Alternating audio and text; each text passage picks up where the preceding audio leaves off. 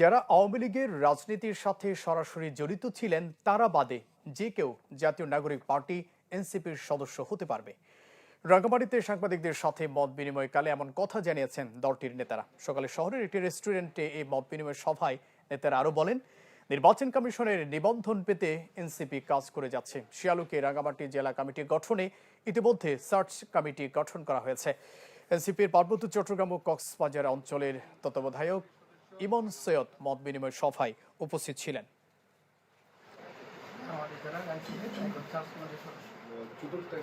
বিভিন্ন রাজনৈতিক দলের সাথে যুক্ত আছে। কেউ যদি মনে করে যে তার যে রাজনৈতিক দল সে আদর্শ তার ভালো লাগছে না, তরুণদের যে নতুন রাজনৈতিক বন্দোবস্তের আলাপ, তরুণদের যে আদর্শ সেটাকে ধারণ করে কেউ যদি জাতীয় নাগরিক পার্টিতে যোগ দিতে ইচ্ছুক তাদেরকেও আমরা স্বাগত জানাবো।